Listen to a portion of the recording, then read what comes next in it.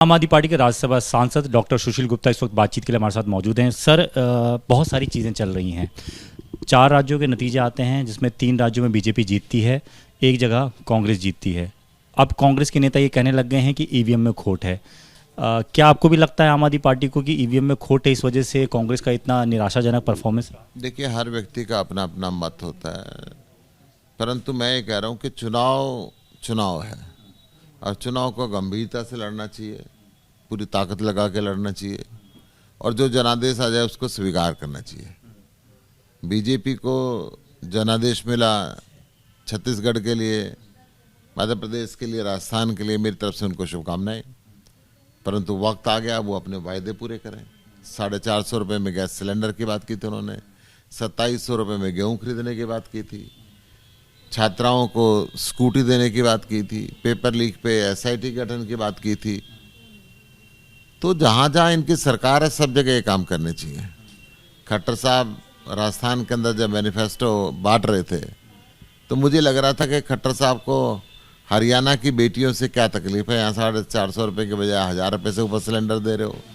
हरियाणा के किसानों से क्या नफरत है, यहाँ पे आप 2100 रुपये में गेहूँ खरीद रहे हो, वहाँ 2700 रुपये में आप देने की बात कर रहे हो।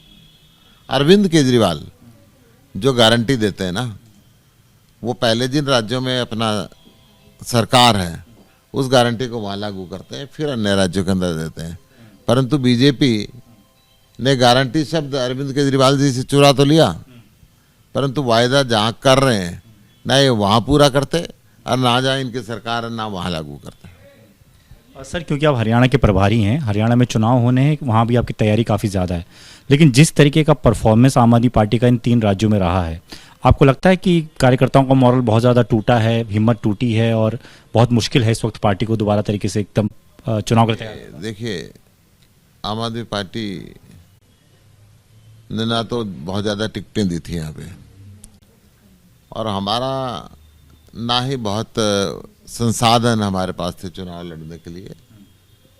हमारी हरियाणा के अंदर तैयारी पूरी है, 90 की 90 विधानसभा की सीटों पे, 10 की 10 लोकसभा सीटों पे।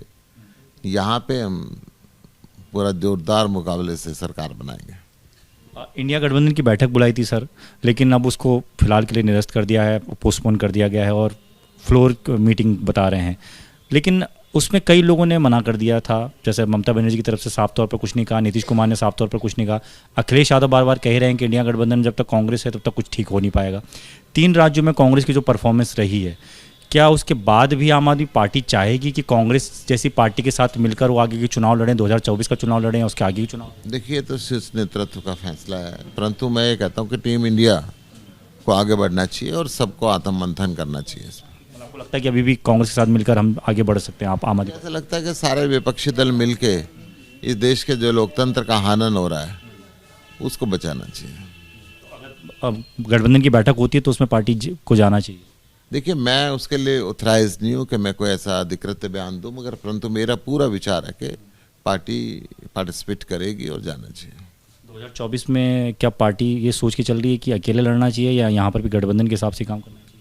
विधानसभा के चुनाव में अकेले लड़ेंगे, पूरे दम के साथ लड़ेंगे, हरियाणा में सरकार बनाएंगे। धन्यवाद सर बातचीत के लिए। तो डॉक्टर सुशील गुप्ता सीधे तौर पर ये कह रहे हैं कि पार्टी आलाकमान हालांकि फैसला लेगा कि आगे क्या करना है, लेकिन उनका ये कहना है कि इस वक्त सबको एक साथ आने की ज़रूरत है और अलायंस में काम करने की ज़रूरत है। लेकिन राज्य में हरियाणा की खासतौर पर वो बात कर रहे हैं, वहाँ के लिए उनकी पूरी तैयारी है, वहाँ पर मजबूती से चुनाव लड़ेगी आम आदमी पार्टी।